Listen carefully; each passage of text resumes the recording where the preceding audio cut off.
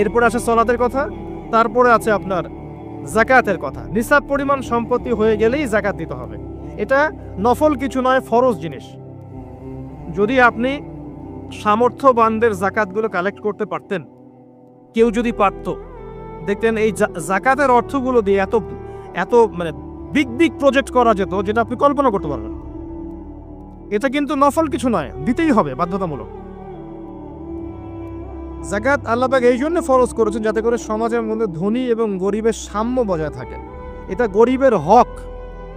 যাদের উপর যাকাত ফরজ হয়েছে তারপরেও যাকাত দিচ্ছে না, এদের সম্পত্তিগুলোকে আল্লাহ পাক কিয়ামতের দিন গলাবেন, মানে ধাতুতে পরিণত করে গলাবেন, গলিয়ে কপালে, গালে, পিঠে, চেহারায় লেপটে দিবেন। বলেন নাউজুবিল্লাহ। সূরা তাওবা পড়ে দেখেন, সূরা তাওবার মধ্যে এটা আছে। সম্পত্তি গলানো হবে, গলে একটা সোনা, তামা, ব্রোঞ্জ এগুলো গলালে কেমন হবে? এগুলো উত্তপ্ত করে যদি গায়ে লাগিয়ে দেওয়া হয় কেমন শাস্তি হবে? বলা হবে এটাই সেই তোমার সম্পদ যা তুমি সঞ্চয় করেছিলে, আজকে এটা আযাব ভোগ করো। নাউজুবিল্লাহ। এটা সমাজের সাম্য বজায় রাখে, গরিব আর ধনীর মধ্যে একটা ব্যালেন্স বজায় রাখে। এটা গরিবের হক। যখন আমরা যাকাত দিব না, গরিব মানুষের মাথাপিছু যে মানটা আছে জীবনযাত্রা, এটা আরো কমে যাবে। এটাতে শুধুমাত্র একটা রাষ্ট্রেরই উপকার হয় না, ব্যক্তি পর্যায়ে উপকার হয়।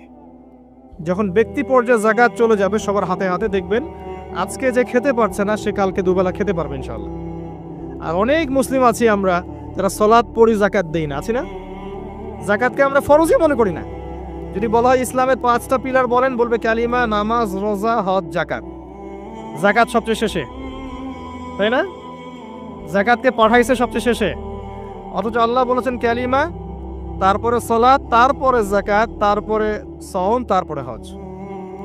যাকাতকে গুরুত্ব দিন, এটা ইসলামিক অর্থনীতির মূল ভিত্তি। যাকাতের উপরে আল্লামা তাকি উসমানী শাইখের একটা বই আছে, এই বইটা পড়তে পারেন, অত্যন্ত চমৎকার। যাকাত নিয়ে বিস্তারিত আলোচনা করা হয়েছে এবং যাকাত কিভাবে মানবতার উপকার করবে এটা বলা আছে। আজকে এটা টপিক না, আমি না হলে অনেক লম্বা কথা বলতে পারতাম। আল্লাহ পাক আমাদের সবাইকে যাকাত দেওয়ার তৌফিক দান করুন, আমিন।